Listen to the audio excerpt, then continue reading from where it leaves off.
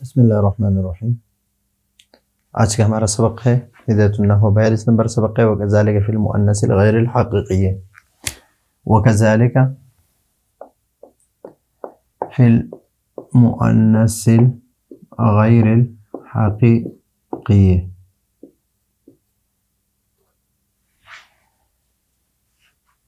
اس سے پہلے سبق میں ہم پڑھ چکے ہیں کہ مؤنث حقیقی ہو، مؤنث حقیقی ہو اور فعل اور فاعل کے درمیان فصل نہ ہو، فعل اور فاعل کے درمیان فصل نہ ہو تو فعل کو مؤنث لانا ضروری ہے۔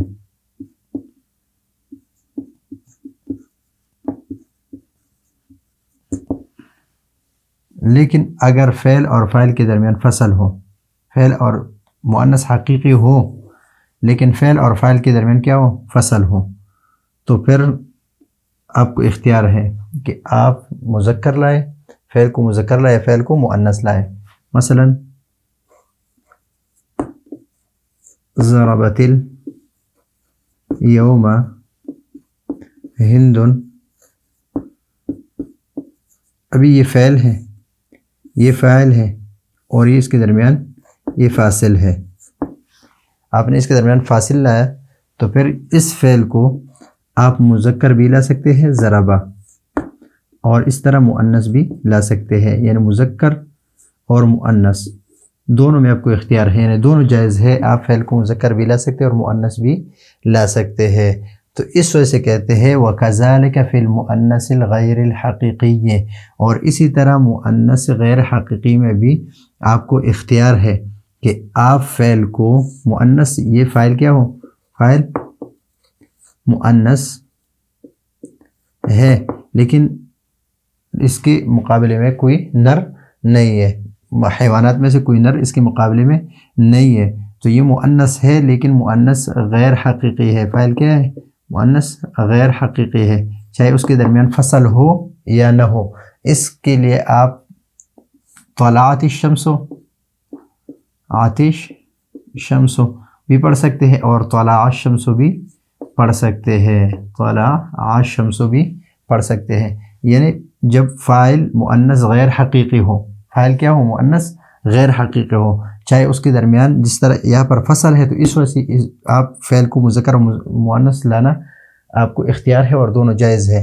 یہاں پر فاصل ضروری نہیں ہے، فاصل ہو یا نہ ہو، فاعل مؤنث غیر حقیقی ہو تو فعل کا، تو آپ فعل کو مذکر بھی لا سکتے ہیں اور فعل کو مؤنث بھی لا سکتے ہیں، لیکن اس کے لیے ایک شرط یہ ہے کہ یہ اس وقت ہے جب فاعل کیا ہو؟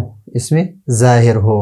اگر فاعل مضمر ہو، یعنی فاعل کی طرف ضمیر لوٹ رہی ہو، تو پھر اس حالت میں فعل کا مؤنث لانا ضروری ہے۔ تو نحو طلعت الشمس وان شئت، اور آپ اس طرح بھی پڑھ سکتے ہیں ان شئت قلت، آپ اس طرح بھی پڑھ سکتے ہیں طلع الشمس، طلع الشمس بھی پڑھ سکتے ہیں اور طلعت الشمس، جس طرح آپ وہاں پر ضرب الیوم یا قام الیوم ہند یا قامت الیوم ہند، تو آپ فعل کو مذکر بھی لا سکتے ہیں اور مؤنث بھی لا سکتے ہیں، لیکن یہاں پر فاصل ہو یا نہ ہو اور مؤنث فاعل کیا ہو؟ یہ فاعل ہے، یہ فاعل مؤنث غیر حقیقی ہے تو فعل کو آپ مذکر بھی لا سکتے ہیں اور مؤنث بھی لا سکتے ہیں، دونوں جائز ہے، یعنی فعل کا مذکر اور مؤنث لانا دونوں طرح جائز ہے۔ آپ فعل کو مذکر لائے تو یہ بھی جائز ہے، فعل کو مؤنث لائے تو یہ بھی جائز ہے جب فاعل کیا ہو؟ مؤنث غیر حقیقی ہو۔ لیکن اس کے لیے ابھی آگے وضاحت کر رہے ہیں کہ ھذا، یعنی اس طرح کہ فعل کو فاعل مؤنث غیر حقیقی تو اس کے لیے فعل کو مذکر لانا اور مؤنث لانا، یہ اس وقت ہے اذا، اس وقت ہے کان الفعل، جب فعل، یہ اس کے لیے کیا ہے؟ اسم ہے، مسندن الی المظہر، اس شرط کے ساتھ کہ جب فعل کیا ہو؟ مسند ہو الی المظہر، اور یہ الشمس کیا ہے؟ اس میں ظاہر ہے، اور اس کی طرف اس کے یہ مسند ہے کس کی طرف؟ اسم ظاہر کی طرف۔ وَإِن كَانَ مُسْنَدًا إِلَى الْمُضْمَرِ، اگر مضمر کی طرف مسند ہو، یعنی فعل کس کی طرف مسند ہو، مثلا اس طرح ہے الشمس طلعت، الشمس طلعت، تو طلعت میں یہ ضمیر ہے اور یہ ضمیر لوٹ رہے کس کی طرف؟ شمس کی طرف، تو فعل کی اسناد جو ہے یہ کس کی طرف ہے؟ ضمیر کی طرف ہے۔ کس کی طرف ہے؟ ضمیر کی طرف ہے۔ تو اس صورت میں فعل کو مؤنث لانا ضروری ہے، فعل کو مؤنث لانا کیا ہے؟ ضروری ہے۔ پھر آپ کو اس میں اختیار نہیں ہے کہ آپ مذکر لائے، یا آپ اس طرح نہیں کہہ سکتے کہ الشمس طلع، نہیں کہہ سکتے، بلکہ آپ کیا کہیں گے؟ الشمس طلعت، الشمس طلعت، اس لیے کہ یہاں پر فعل کی اسناد کس کی طرف ہے؟ ضمیر کی طرف ہے، اور ضمیر پھر لوٹ رہی ہے کس کی طرف؟ مؤنث غیر حقیقی کی طرف۔ تو اس میں آپ الشمس طلع نہیں پڑھ سکتے، بلکہ یہاں پر اس کے لیے فعل لانا، فعل کو کیا لانا؟ مؤنث لانا، یہ ضروری ہے۔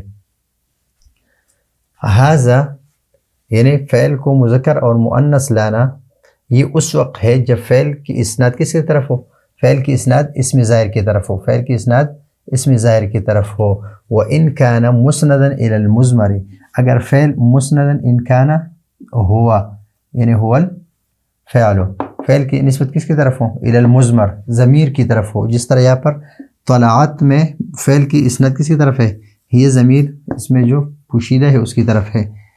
انس ابداً، انس الفعل ابداً، اس میں وہ ضمیر ہے اور راجع کس کی طرف؟ فعل کی طرف۔ تو اگر فعل کی نسبت کس کی طرف ہو؟ مضمر کی طرف ہو، یعنی ضمیر کی طرف ہو، فعل کی اسناد کس کی طرف؟ ضمیر کی طرف ہو، تو انس ابداً، تو فعل کو مؤنث لانا ضروری ہے، فعل کو ہمیشہ مؤنث لائیں گے۔ نحو